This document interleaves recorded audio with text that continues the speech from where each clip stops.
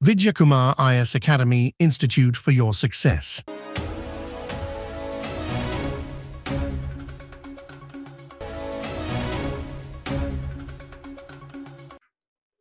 வணக்கம் நண்பர்களே.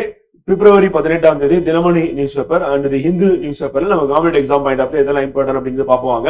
So first news என்ன அப்படின்னு வந்து பாத்தீங்கன்னா, புதிய தலைமை தேர்தல் ஆணையர் வந்து ஞானேஷ்குமார் நியமிக்கப்பட்டார் அப்படின்னு பாக்குறோம். புதிய தலைமை தேர்தல் ஆணையராக ஞானேஷ்குமார் நியமிக்கப்பட்டுள்ளார். 2029 ஜனவரி 26ஆம் தேதி வரை அவர் அந்த பதவியில் நீடிப்பார் வந்து. சோ அப்ப எலெக்ஷனுக்கு முன்னாடி 2029ல மக்களவை தேர்தல் இருக்கு, நம்ம எல்லாருக்குமே தெரியும். சோ அதற்கு முன்னாடியே வந்து பாத்தீங்கன்னா அவர் வந்து அவரோட பதவி காலம் முடியுது அப்படின்னு பாக்குறோம். சோ இப்ப நியமனம் அப்படின்றது பாத்தீங்கன்னா சீனியாரிட்டி பேசிஸ்ல கிடையாது, யார் வேணாலும் நியமிக்கலாம் அப்படின்னு சொல்லிட்டு சட்டமே கொண்டு வந்தாங்க.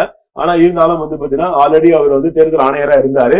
அந்த தேர்தல் ஆணையர்ல இவர் தான் சீனியரா இருந்தார். இவரையே வந்து பாத்தீங்கன்னா பிரதமர் தலைமையிலான குழு வந்து யாருன்னா உள்துறை அமைச்சர் அமித்ஷா, அப்புறம் வந்து எதிர்கட்சி தலைவர் வந்து ராகுல் காந்தி இவங்க கூட்டம் போட்டு தேர்ந்தெடுத்தாங்க. மெஜாரிட்டி வந்து பாத்தீங்கன்னா நம்ம பிரைம் மினிஸ்டருக்கும் அண்ட் உள்துறை அமைச்சர் இவங்க 2 பேர் இருக்கிறாங்க. ஏன்னா இவங்க 2 பேருமே ஒரே பார்ட்டி, இவங்க தான் மெஜாரிட்டியா இருக்காங்க அப்படின்னு சொல்லுறோம். சோ இது வந்து ஜஸ்ட் ஒரு ஃபார்மாலிட்டிஸ்க்கு வந்து பாத்தீங்கன்னா எதிர்கட்சி தலைவர் பார்ட்டிசிபேட் பண்ற மாதிரி தான் இருக்கு சொல்லுவாங்க. இதுக்கு முன்னாடி எப்படி இருந்ததுன்னா பிரதமர், உச்சநீதிமன்ற தலைமை நீதிபதி, எதிர்கட்சி தலைவர் இருந்தது. சோ அது வந்து கொஞ்சம் ஓரளவுக்கு நமக்கு வந்து பாத்தீங்கன்னா பயாஸ்டா இல்லாம இருந்ததுன்னு சொல்லலாம். ஆனா கோர்ட்ல கேஸ் இருக்கு, அந்த கோர்ட்ல கேஸ் ஜட்ஜ்மெண்ட் என்ன வருது அப்படின்றத பார்த்து நம்ம அதுக்கப்புறம் வந்து இது கண்டினியூ ஆகுமா இல்லைன்னா கொண்டு வந்த சட்டம் வந்து பாத்தீங்கன்னா நல் அண்ட் வைடுன்னு சொல்லி கோர்ட் சுப்ரீம் கோர்ட் சொல்லுதா அப்படின்றது நம்ம வெயிட் அண்ட் வாட்ச் தான்.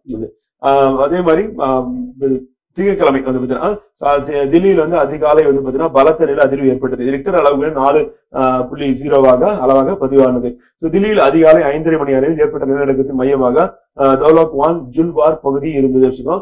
நம்ம ஸ்டூடெண்ட்ஸும் வந்து பாத்தீங்கன்னா இந்த நிலநடுக்கத்தின் போது வந்து பாத்தீங்கன்னா அந்த பாதிப்பு வந்து உணர்ந்திருக்காங்க. அதிர்ஷ்டமா வந்து பாத்தீங்கன்னா யாருக்கு எதுவும் ஆகல அப்படின்னு சொல்லி பாக்குறோம் வந்து. சோ நம்ம அந்த டியூஸ்டே லைவ் கிளாஸ்ல வந்து பாத்தீங்கன்னா மண்டே லைவ் கிளாஸ்ல வந்து சொல்லியிருந்தாங்க வந்து டெல்லியில இருந்து அட்டன் பண்ற ஸ்டூடெண்ட்ஸ் வந்து பாத்தீங்கன்னா. வட இந்தியா அப்படின்னும் போது நம்ம அந்த பிளேட் டெக்டானிக்ஸ் மூவ்மெண்ட் அப்படின்னு எடுத்துட்டோம்னா ஹிமாலயாஸ் ஒட்டி இருக்க பகுதி வந்து கொஞ்சம் அதிகமா சென்சிட்டிவா இருக்கும். அப்புறம் வந்து குஜராத்ல இருக்க அந்த புச் எர்த்குவேக் வந்ததுக்கு அப்புறம் அந்த பகுதி எப்படி பார்க்கணும். பட் தென்னிந்தியா தக்கானப்பீடு பூமி அப்படின்றது ஸ்டேபிளான ஒரு லேண்ட் மாஸ் எப்படி பாக்குறோம் வந்து. எர்த்குவேக் கோன் ஜோன், டேஞ்சரஸ் ஜோன் அப்படின்னா வந்து நார்த் இந்தியால அது north eastern part and Himalayas எப்படி பாக்குறோம் வந்து கொஞ்சம் ஹைலி டேஞ்சரஸ் தான். அடுத்து குரல் வந்து குரல் வந்து பாத்தீங்கன்னா செய்வனை செய்வான் செயல்முறை அவ்வினை உள்ளறிவான் உள்ளம் கொளல் வந்து. சோ செயலை செய்கின்றவன் செய்ய வேண்டிய முறை அந்த செயலில் உண்மையான இயல்பை அறிந்தவனுடைய கருத்தை தான் ஏற்றுக்கொள்வதாகும் சொல்கிறது. இதை வந்து வள்ளுவர் வந்து நமக்கு அட்வைஸா பண்றாரு. வினை செயல் வகை அப்படின்ற அதிகாரத்துல வந்து குரல் வந்து 627. சோ அப்ப செயலை செய்கின்றவன் செய்ய வேண்டிய முறை அந்த செயலின் உண்மையான இயல்பை அறிந்தவனுடைய கருத்தை தான் ஏற்றுக்கொள்வதாகும் சொல்கிறாங்க. அப்ப அந்த செயலை செய்கின்றவன் உண்மையான கருத்து இருந்தது அப்படின்னா அதை வந்து ஏத்துக்கலாம் அப்படின்னு பாக்குறோம். அப்ப அந்த தொழில் தெரிஞ்சவங்க இல்லைன்னா அத முன் அனுபவம் இருக்கிறவங்க சொல்றத வந்து பாத்தீங்கன்னா நம்ம செய்யக்கூடிய செயலை வந்து நீங்க ஏற்றுக்கலாம். இப்ப சீனியர் ஸ்டூடெண்ட் வந்து உங்களுக்கு வந்து ரெஃபர் பண்றாங்க, இந்த புக்ஸ் படிங்க, இப்படி படிங்க அப்படின்னாங்க. அது மாதிரி ஆல்ரெடி சக்சஸ்ஃபுல் கேண்டிடேட்ஸ் இருக்காங்க அப்படின்னா அவங்க ரெஃபர் பண்ணாங்கன்னா நீங்க அதை கண்டிப்பா ஃபாலோ பண்ணலாம் அப்படின்னு சொல்றாங்க. அது இல்லாம உங்களோட சேர்ந்து படிக்கிறவங்க இதுவரையும் தேர்வுல வந்து பாத்தீங்கன்னா முன்னனுபவம் இல்லாதவர்கள், இல்ல தேர்வுல தேர்ச்சி பெறாதவர்கள், வெற்றி அடையாதவர்கள் வந்து அவங்க ஏதாவது சஜஷன் கொடுத்தாங்க அப்படின்னா வந்து மோஸ்ட்லி அதை வந்து ஆராய்ந்து அதுக்கப்புறமா அதை அக்செப்ட் பண்ணிக்கோங்க. அப்படியே கண்ணை மூடிட்டு நம்பிடாதீங்க.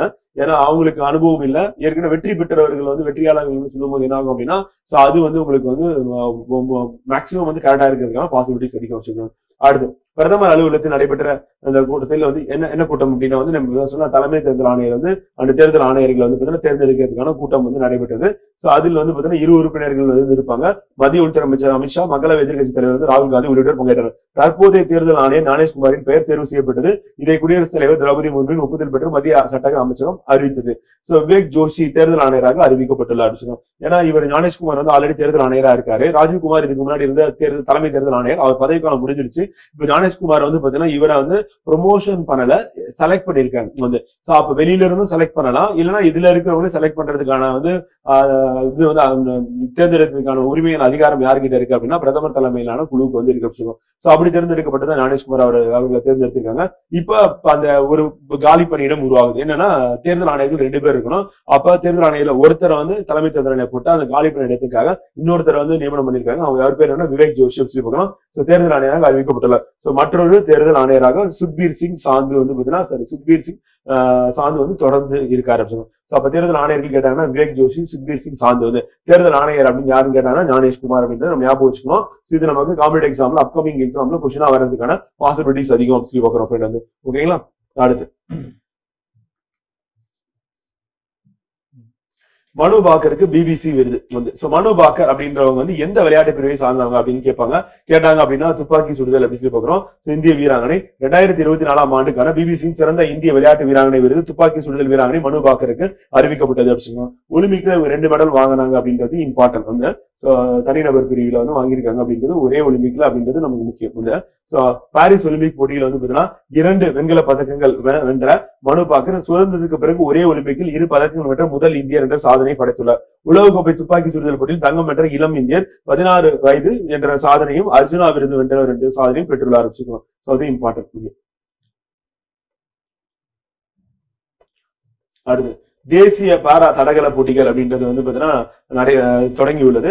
இது வந்து 23வது தேசிய பாரா தடகள சாம்பியன்ஷிப் எங்க நடந்ததுன்னா சென்னை ஜவஹர்லால் நேரு விளையாட்டு அரங்கில் தொடங்கியாச்சு. அது இம்பார்ட்டன்ட் வந்து எக்ஸாம் பாயிண்ட் ஆஃப் தேசிய பாரா தடகள சாம்பியன்ஷிப் போட்டி வந்து எங்க நடைபெற்றதுன்னு கேட்டாங்கன்னா சென்னையில அப்படின்னு சொல்லுவாங்க. ஜவஹர்லால் நேரு ஸ்டேடியத்தில் நடைபெற்றது அப்படின்னு சொல்லி பாக்குறோம். So தினமணி நியூஸ் பேப்பர் பொறுத்தவரை இதுதான் ஃப்ரெண்ட் இம்பார்ட்டன்ட். அடுத்து நம்ம பார்க்க போறது வந்து தி ஹிந்து இங்கிலீஷ் நியூஸ் பேப்பர் வந்து. சோ அதே எலெக்ஷன் நியூஸ் தான். எலெக்ஷன் கமிஷனர் அப்படின்றவர் வந்து Gyanesh Kumar has been appointed as a chief election commissioner after a meeting of 3-member committee அப்படின்னு சொல்றோம். headed by யார் பிரைம் மினிஸ்டர் அண்ட் மெம்பர்ஸ் அப்படின்னு பார்க்கும்போது வந்து home minister and the opposition party leader அப்படின்னு பார்க்குறோம். சோ அது எக்ஸாம் பாயிண்ட் ஆஃப்ல இம்பார்ட்டன்ட் அப்படின்னு பார்க்குறோம். சோ அடுத்து prime minister it's the selection panel அப்படின்னு பார்க்குறோம். Home minister Amit Shah and leader of opposition இந்த லோக்சபா வந்து பாத்தீங்கன்னா ராகுல் காந்தி ஆர்எக்ஸ் மெம்பர்ஸ் அப்படின்னு பார்க்குறோம். அது இம்பார்ட்டன்ட் வந்து கேட்பாங்க வந்து நம்ம கேள்வியா வந்து அவங்க டைரக்டா யார் எலெக்ஷன் கமிஷனர் யாருன்னு கேட்பாங்க. அதே மாதிரி எப்படி செலக்ட் பண்ணாங்க, செலக்ட் கமிட்டி யாருன்னு சொல்லி அது நம்ம கேட்கறதுக்கான வாய்ப்பு இருக்கு அப்படின்னு பார்க்குறோம்.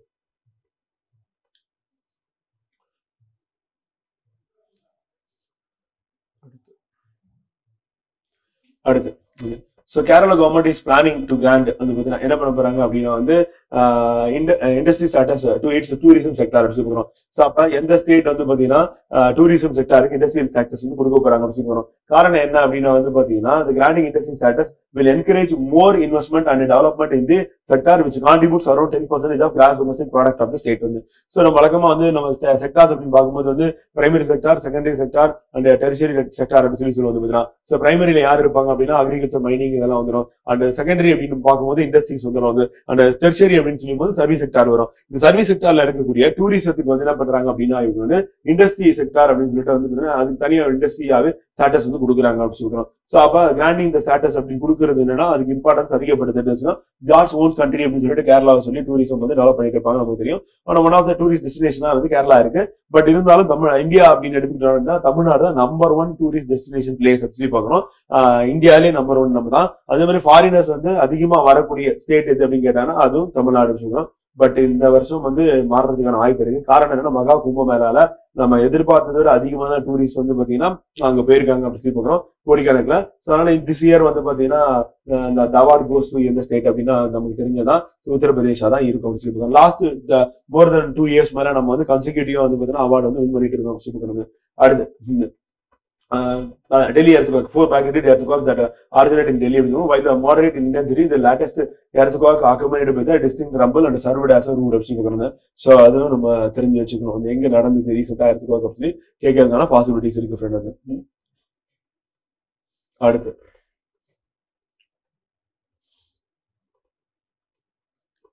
சயின்ஸ் அண்ட் டெக்னாலஜி பேஜ் வந்து. சோ இதுல வந்து பாத்தீங்கன்னா சைனாஸ் ஈஸ்ட் ரியாக்டர் அப்படின்றத பத்தி கொடுத்துருக்காங்க. மேக்னெட்டிக் ஃபியூஷன் பர்னிங் அப்படின்னு சொல்றோம். சோ நம்ம நியூக்ளியர் ரியாக்டர் அப்படின்னு எடுத்துக்கிட்டோம் அப்படின்னா வந்து பாத்தீங்கன்னா 2 டைப் ஃப்ரெண்ட் வந்து. சோ ஒன்னு என்ன அப்படின்னா nuclear fission, another one is nuclear fusion அப்படின்னு பாக்குறோம். நியூக்ளியர் ஃபிஷன் அப்படின்னா அணுக்கரு பிளவுன்னு சொல்லுவோம், உடைக்கிறது, பிரேக் பண்றது நியூக்ளியஸ். அதே ஃபியூஷன் அப்படின்னா ரெண்டும் ஒன்னா சேர்க்கிறது. மோஸ்ட்லி இது எதை யூஸ் பண்ணுவாங்கன்னா ஹைட்ரஜன் ஐசோடோப் வந்து பாத்தீங்கன்னா ஃபியூஷன் சேர்க்கறதுக்கு வந்து யூஸ் பண்ணுவோம். அதே வந்து யுரேனியம் அப்படின்றத வந்து பாத்தீங்கன்னா உடைச்சு அதுல இருந்து எனர்ஜியை ப்ரொடியூஸ் பண்ணுவோம். இது ரெண்டுத்துல எது கிளீன் எனர்ஜி அப்படின்னு பாத்தீங்க அப்படின்னா வந்து நியூக்ளியர் ஃபியூஷன் சேர்றது. இது எங்க நடக்குது நேச்சுரலா அப்படின்னு பாத்தீங்கன்னா சன்ல வந்து நடக்குது நியூக்ளியர் ஃபியூஷன் அப்படின்னு சொல்லி பாக்குறோம் வந்து அணுக்கரு இணைவு அப்படின்னு சொல்லிட்டு. The Chinese scientists reported that they were able to maintain the plasma at a temperature of 100 million degrees Celsius for about 1066 seconds in a nuclear fusion reactor called experimental advanced superconducting tokamak வந்து. So அப்ப இந்த east அப்படின்னு அதுக்கான அதோட expansion என்ன அப்படின்றது கேட்கறதுக்கான வாய்ப்பு இருக்கு. இது எந்த கண்ட்ரின்னு கேட்டாங்கன்னா சைனா. இதுல என்ன பிரச்சனை அப்படின்னு வந்து பாத்தீங்கன்னா நியூக்ளியர் ஃபியூஷன் அப்படின்னும் போது என்ன ஆகும்னா 2 ஆட்டம் வந்து ஒன்னா சேர்க்க முடியாது. காரணம் ஆட்டம் அப்படின்றது பாசிட்டிவ்லி சார்ஜ். அது என்ன இருக்குன்னா புரோட்டான் இருக்கும், நியூட்ரான் வந்து நியூட்ரல். அப்ப புரோட்டான் பாசிட்டிவ் ரெண்டு ஆட்டத்தையும் ஒன்னா சேர்க்கும் போது ஒரு ரெண்டுத்துக்கு நடுவில் இருக்கு ரிப்பல்ஷன் அப்படின்னு சொல்லி பார்க்கும்போது விலக்கு விசை அதிகமா இருக்கும். இந்த விலக்கு விசையை ஓவர் கம் பண்ணி எப்ப இது ஒன்னா சேரும் அப்படின்னு பாத்தீங்கன்னா டெம்பரேச்சர் அப்படின்னு எடுத்துக்கிட்டோம் அப்படின்னா இங்க கொடுத்துருக்கல இந்த 100 மில்லியன் டிகிரி செல்சியஸ் அப்படின்னு நம்ம கிரியேட் பண்ணும்போது தான் நியூக்ளியர் ஃபியூஷனே நடக்கும். இந்த ரிசர்ச் வந்து சைனால இப்ப பண்ணிட்டு இருக்காங்க. காரணம் என்னன்னா கிளீன் எனர்ஜி, இதுல எந்த ஒரு ரேடியேஷனும் ரிலீஸ் ஆகாது அப்படின்னு. So experimental advanced superconducting tokamak is subsidy program. 1938 first Ottawan and Fritz Strassmann அப்படின்னு சொல்லிட்டு ரெண்டு சயின்டிஸ்ட் ஜெர்மன் சயின்டிஸ்ட் தான் என்ன பண்ணுவாங்க அப்படின்னா found that the energy produced when the nucleus of atom breaks apart வந்து சோ அப்ப நியூக்ளியஸ் வந்து உடைஞ்சதுன்னா அதுல இருந்து ஆற்றல் உருவாகும் கண்டுபிடிக்கும். ஃபர்ஸ்ட் ஆட்டம் பாம் அப்படிங்கிற டெஸ்ட் வந்து பாத்தீங்கன்னா நியூக்ளியர் ஃபிஷன்ல வந்து பண்றது, அணுக்கரு பிளவுல பண்றது இவங்க ரெண்டு பேர் தான் பண்றாங்க அப்படின்னு. And produce when the nucleus of atom breaks apart. The process that Lise Meitner and Otto Frisch explained a year later as a process called fission. Only the 4 years later, the physicists used the principle to build up and operate on the world's first nuclear reactor, sustainable nuclear fission reaction. So, அதுக்கப்புறம் என்ன பண்றாங்கன்னா nuclear reactor அப்படின்னு கண்டுபிடிக்கிறாங்க. And knew that energy is also produced when the two atomic nuclei fuse together அப்படின்னு சொல்லிட்டு later the process called fusion சொல்லி கண்டுபிடிக்கிறாங்க. The nuclear fission produces harmful radioactive gases, whereas nuclear fusion does not produce. This is why the developing a nuclear fusion reactor has become an important technological for a world keenly interested in a new source of clean energy. So, அப்ப nuclear fusion அப்படின்னும்போது நமக்கு clean energy இருக்கிறதுக்கான chances இருக்கனால அதை வந்து எப்படியா உருவாக்கணும். But அதுல இருக்க ப்ராப்ளம் என்ன, அது ரெண்டுத்தையும் ஒன்னா சேர்க்கிறது கஷ்டம். காரணம் ரிப்பல்சிவ் ஃபோர்ஸ் அதிகமா இருக்கும், positive. The problem is the amount of energy required to start a sustain the fusion reaction. A nuclear fission reaction can be kicked off by shooting neutrons of suitable energy at the atoms of unstable nuclei like uranium. Just neutron அனுப்புனா போதும், அது போய் இடிச்சதுன்னா அது start ஆயிடும். எதுனா nuclear fission, அணுக்கரு பிளவு. But for fusion to occur, however, the nuclei need to be exposed to temperature at least 100 million degrees Celsius. The lightest nucleus in the nature is the hydrogen. நமக்கு தெரியும், அது வந்து ஒன்னா சேர்க்கிறது consisting of single proton அப்படின்னு. An isotope of hydrogen அப்படின்னு called deuterium has 1 proton அப்படின்னு 1 neutron இருக்கும். So hydrogen அப்படின்னு பார்க்கும்போது வந்து பாத்தீங்கன்னா அதுல இருக்கிறது 1 proton 1 electron இருக்கும். But deuterium அப்படிங்கிறது ஹைட்ரஜனோட ஐசோடோப், அதுல வந்து அடிஷனலா வந்து நியூட்ரான் ஒன்று இருக்கும். And the nucleus of another isotope called என்னன்னா tritium. So tritium அப்படின்றது has the 1 proton and 2 neutrons அப்படின்னு போகலாம். And deuterium fusion requires high temperature to begin, then deuterium tritium fusion. So அப்ப deuterium ரெண்டா ஒன்னா சேர்க்கறதை விட tritium வந்து சேர்க்கிறது வந்து டெம்பரேச்சர் கம்மியா இருந்தா பண்ணலாம் அப்படின்னு கண்டுபிடிச்சிருக்காங்க. This is because the extra neutron in the tritium nucleus helps to overcome the repulsion like charges between the two protons. அதுல tritiumல வந்து 2 நியூட்ரான் இருக்கா, அதே வந்து பாத்தீங்கன்னா deuteriumல வந்து ஒரே ஒரு நியூட்ரான் இருக்கு. அப்ப இந்த 2 நியூட்ரான் இருக்கிறது என்ன பண்ணுதுன்னா the repulsive force overcome பண்றதுக்கு ஹெல்ப் பண்ணுது. The fusion of a deuterium and a tritium nucleus creates a non-radioactive helium-4 nucleus. யூசுவலா நம்ம சன்ல நடக்கக்கூடிய ரியாக்ஷனே நமக்கு என்ன கிடைக்கும் அப்படின்னா ஹீலியம் தான் வந்து கிடைக்கும். டியூட்டியம் ஒன்னா சேரும்போது வந்து and a neutron and 17.6 million electron volt energy which is significant. The neutron can be directed to a blanket of materials surrounding the reactor that capture it and release more heat. While the deuterium is abundant in the seawater, there are no natural deposits of tritium and it's very hard to produce. At the present, it is mostly created as a byproduct of heavy water fission reactors in Canada, India and South Korea. So, அப்ப deuterium வந்து கடல்ல இருக்கு, அதை அப்படியே எடுத்து use பண்ணலாம். But high energy heat வந்து தேவைப்படும். பட் deuterium ஒன்னா சேர்க்கும் போது எனர்ஜி வந்து கம்மியா தான் தேவைப்படுது, ஹீட் எனர்ஜி. அதை ஸ்டார்ட் பண்றதுக்கு ரியாக்ஷன் வந்து சோ அப்ப ஸ்டார்ட் பண்றதுக்கு நமக்கு என்ன பண்றோம் அப்படின்னா ஜெனரலா நம்ம முன்னாடி என்ன பண்ணிருந்தோம், நியூக்ளியர் ஃபிஷன் ஃபர்ஸ்ட் நடக்கும். ஒரு ஆட்டம் பாம்பு போட்டு அதுல வர ஹீட் வச்சு தான் என்ன பண்றோம், ஹைட்ரஜன் இன்னும் ஒன்னா சேர்க்கிறோம். ஹைட்ரஜன் பாம்பு வந்து வெடிக்கணும்னா ஆட்டம் பாம்பு வந்து ஃபர்ஸ்ட் தேவை அப்படின்ற மாதிரி தான் நமக்கு இருக்கும் வந்து ஜெனரலா. சோ அப்ப நியூக்ளியர் ரியாக்டர்ல ஃபியூஷன் நடக்கணும், அணுக்கரு இணைவு நடக்கணும்னா நம்ம முதல்ல அணுக்கரு பிளவை நடத்தி அதுல வரக்கூடிய ஹீட் வச்சு தான் நம்ம பண்ணிட்டு இருக்கோம். இப்ப அதே மாதிரி நம்ம டெம்பரேச்சர் எப்படி கம்மியான டெம்பரேச்சர் ஒன்னா சேர்க்கறது அப்படின்றத டெஸ்ட் பண்ணிட்டு இருக்காங்க. சோ அப்ப டிரிடியம் யூஸ் பண்ணலாம். பட் டிரிடியம் வந்து நம்ம ப்ரொடியூஸ் பண்றது அப்படின்றது பை ப்ராடக்ட் ஆஃப் வந்து என்னது, நம்ம அந்த ஹெவி வாட்டர் சொல்லி நம்ம கடல்ல இருந்து கிடைக்கிற அந்த டியூட்டியம் தான் கிடைக்கும். அதை ப்ரொடியூஸ் பண்ற கண்ட்ரிஸ் எது அப்படின்னா Canada, India and south Korea வச்சுக்கணும். டெம்பரேச்சர் ப்ராப்ளம் அடுத்த பிரச்சனையா இருக்கு. இதுல வந்து என்ன அப்படின்னு பாத்தீங்கன்னா another challenge வந்து என்ன அப்படின்னு பாத்தீங்கன்னா for nuclear fusion is the temperature for two nuclei to fuse two things need to happen. வந்து பாத்தீங்கன்னா the light charges அப்படின்னு பார்க்கும்போது வந்து பாத்தீங்கன்னா இந்த nuclei due to the protons need to be வந்து பாத்தீங்கன்னா overcome, then the particles need to come with around 1 femtometer of each other so they can bond with each other using the strong nuclear force அப்படி சொல்லுவாங்க. So இதுதான் இதுல இருக்கக்கூடிய problem. And this force is the strongest fundamental force in nature and is responsible for keeping the protons and neutrons together in a nuclei of atoms. But on the flip side, it only act across very short distance. And 1 femtometer is roughly 1/4 of width of the carbon nucleus. This is why the nuclei need to be heated to such high temperatures to give them enough energy to overcome their repulsion, get so close to each other. And there are different reactor designs to achieve the nuclear fusion by meeting these conditions. So one set of designs involves the use of tokamak, donut shaped vessel where the nuclei are confined like in a cage and made to fuse.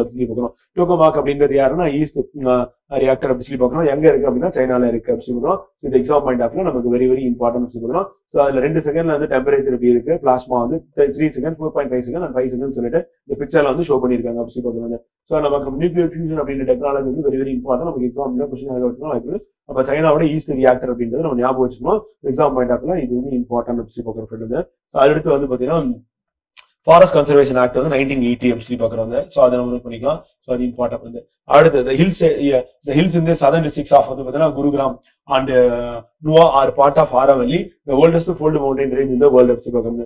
So நம்ம குருகிராம் அப்படின்றது எங்க இருக்குன்னா ஹரியானால இருக்கு. So அது வந்து அதோட hill வந்து part of ஆரவல்லின்றாங்க. அப்போ ஆரவல்லியோட எக்ஸ்டென்ட் அப்படின்னா ஹரியானா, டெல்லி, ராஜஸ்தான், குஜராத் அப்படி சொல்றோம். இந்த ஸ்டேட் எல்லாமே கவர் ஆகுது அப்படி சொல்றோம். சோ இது எக்ஸாம் பாயிண்ட் ஆஃப் நமக்கு இம்பார்ட்டன்ட். ஆனா மோஸ்ட்லி அது வந்து மேஜர் போர்ஷன் எங்க இருக்கு அப்படின்னு கேட்டீங்கன்னா ராஜஸ்தான்ல தான் இருக்கு அப்படி சொல்றோம். ஓகேங்களா? சோ நம்ம 18th நியூஸ் பேப்பர் வந்து பாத்தீங்கன்னா இங்க கம்ப்ளீட் பண்றோம். அடுத்து நம்ம 19th நியூஸ் பேப்பர்ல சந்திப்போம். நன்றி, வணக்கம்.